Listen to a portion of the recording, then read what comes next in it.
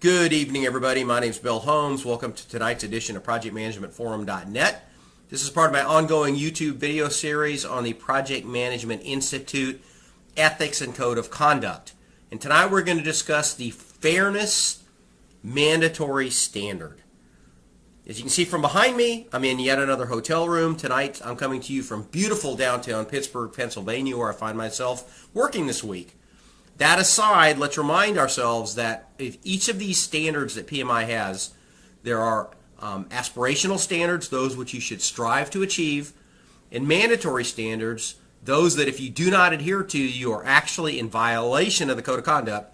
You can be sanctioned and you can lose your certifications. So it's important you know this stuff. So the good thing about the mandatory standards are that they are very straightforward.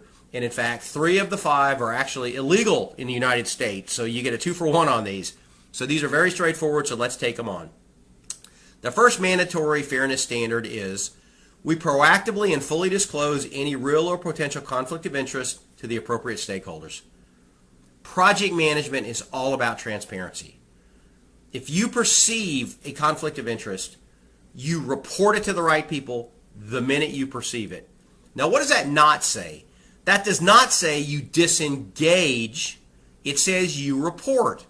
And now when we go through the second standard, you're going to see why. The second standard is when you realize you have a real or potential conflict of interest, the first one says report, but doesn't say that here.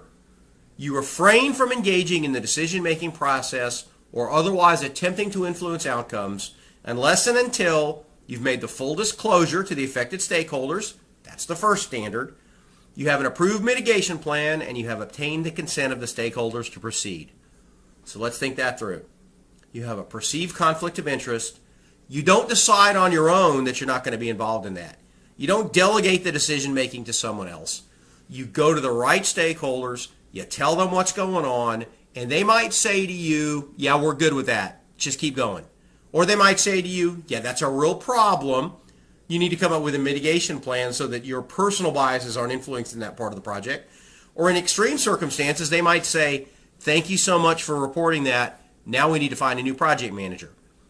The point of the whole exercise here is it is not your decision. It is your responsibility to report.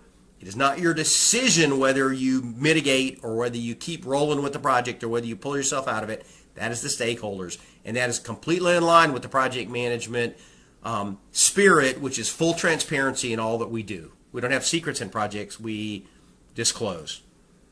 The third is we do not hire, fire, reward, or punish, or award or deny contracts based on personal considerations, including but not limited to favoritism, nepotism, or bribery. Again, if you did any of those things, probably illegal. So that's not a hard one, right? The next one is we do not discriminate against any others based on, but not limited to, gender, race, age, religion, disability, nationality, or sexual orientation. That too is illegal, so as long as you're obeying the law, you're pretty good with that one.